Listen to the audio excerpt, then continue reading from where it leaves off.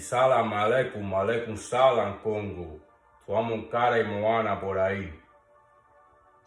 Espero que todos ustedes bacheche con cuerda bacheche en tu muranzo, en tu ile. Bendiciones para todos. A lot of blessings. I hope my santos, my orichas, my muertos, and God himself bless you today, tomorrow, and forever. First and foremost, I want to say what a blessing it is to still be alive, to still be breathing and healthy, to still have abundance in these tough COVID times. Because I know it's getting tough for a lot of us out there, and including around the world, out of the country, our families in third world countries and things of that nature. So I want to get that out there that, you know, it's just a blessing to be alive and be able to broadcast and publicate this video I'm bringing on to you guys. Now, a lot of you are probably kind of shocked and taken back by the title above this video, which it should be titled something like, I almost lost hope in spirituality because of humanity. That's a pretty bold title to put out there, but it's the truth. And a lot of us, we don't want to come to grips with the truth, and that's a problem. Because there are a lot of people who've spoken on this subject and this topic, but I don't think they've really spoken on it in the correct terms and context, like with the proper energy. You know what I'm talking about? I feel that usually when people speak about them not liking spirituality or losing motivation and things like that, they are usually subliminally blaming somebody or an incident that has happened to them. Now, as the title states, my love, and don't ever mistake love and faith and, you know, motivation. Don't ever mix those things, because no matter what happens, my faith en los santos y los muertos y los espíritus and all those things spiritual and religious will never be stepped out. My faith is a candle that cannot be extinguished. You know what I'm talking about? My faith is so strong that nobody could ever affect it, including with everything I've been through and all the testimonies that spirits, God, santos have given me throughout my life and are still doing so till this day. Now, what I do want to say is, before I had Santo Crown, even before I had Mano de Orula, before I was scratched as a tata, when I was just an engayo, you know what I'm talking about, I had an immense fanatism, you could say, and admiration for not just the religion, but the community around the religion. And this community around the religion is one of the main attributes that clinged me and got me so close, or pushed me to get even closer to the religion. Because what's a religion or any type of cult or whatever you want to call it, or belief system, if no one else believes in it, right? If there's no belief, if there's no community, you would probably be, most people probably wouldn't even give it a shot or even think about it or nothing. That's not my case, because my family believes in these things. So regardless, I'm always gonna believe, but what I'm always gonna step foot into that world. But what I'm trying to say is that for other people that might be stepping in with no background or family, they might only step into this because they see how real the community is, how helpful the community is. Like, these are real people, real priests, real healers that actually want to help from their heart. And that might be what just gets them to start trying to worship these deities lo muerto, lo empungo, all those type of great things. And that's one thing that really lured me and made me even get more into this world. Like I said. Now, as I'm getting into this world, not trying to become a priest, I was never trying to ever work the religion. I was just in it for my health, for luck, and things like that. You know, everyday essentials that maybe many other people are blessed with, but I was not blessed with, so I needed extra help, extra push, extra faith, as someone could say. Once I eventually ended up becoming a priest because of things that my elders have recommended me to do and things that spirits have marked, and it's in my destiny. Once I started working the religion for the public for so many years, I started realizing that there's a rise in popularity of this religion. I started realizing that there are people that I know personally that don't have a drop of faith in nothing, but they're somehow rocking like among the Orula or the Orula beads, or just people that outright are the most evil, toxic demons, and they're trying to get involved with these holier things that don't match with the other. You know what I'm talking about? I started seeing the wrong people coming into the community, but at the end of the day, who am I to judge? And I'm talking about years ago. So who am I to judge, really, right? Because I'm nothing but a human being. I'm not God, so I'm not going to judge nobody.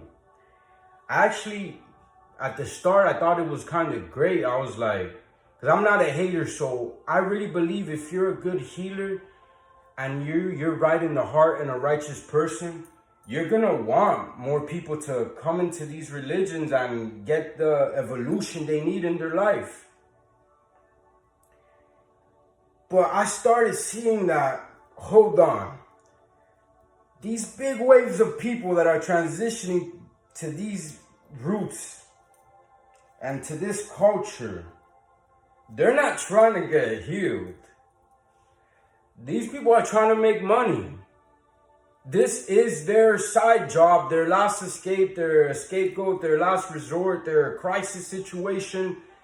They didn't become a priest or dawn onto this world naturally or because of destiny or nothing at all. They just, I'm pretty sure they woke up one day and they said, I'm going to throw terror and I'm going to do this and that. That's my opinion on most cases that we see is there are priests out here and priestess and tarot readers and people with no spiritual foundation, spiritual reinforcement, spiritual background. They have nothing but a bowl of cereal and water. But they're trying to portray themselves as like this big spiritual person, the spiritual Messiah that's gonna do everything they can for the world. And I just think that when there's real priests, priestess, healers, readers, and things of that nature just standing by and watching this, it's such an insult. Because for other people like me, this is your life's work.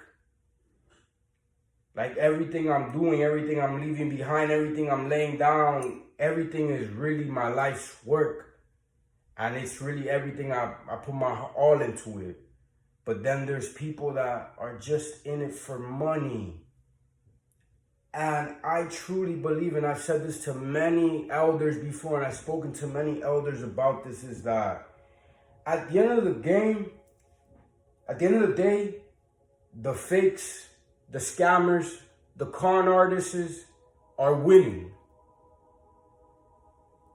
Now you could tell me, why don't you be positive? You can't think like that. I get it. No, I'm happy regardless. It's not going to affect my life or those around me. But for future generations and future years into life, I could see it being very toxic and damaging to the culture If it's already toxic and damaging to the culture right now, imagine 10 years from now. Because at the end of the day, this is the bad part. People will always flock to the con artists and support them before they flock to the real person and support the real foundation. And if you follow the pattern that's been going on to all of those priests out there and people really in this field, in this spiritual atmosphere, not just healing yourself, but working for the public. If you're in this, I guess you could say, industry, then you realize there's a pattern and algorithm, you could say, that the fakes are winning. You know what I'm talking about? They're legitimately winning, and they're gonna win. And in a couple years from now, 10 years from now, it's gonna be so hard to find an authentic priest or authentic magic, authentic whatever you wanna call it. It'll get harder and harder and harder to the point where eventually at one point, either there's gonna be no more authenticity left, or the very few people that have been able to grab down knowledge, authentic knowledge handed down by their elders, they're not going to be willing to share or help anybody anymore, because everybody is going to be full of it.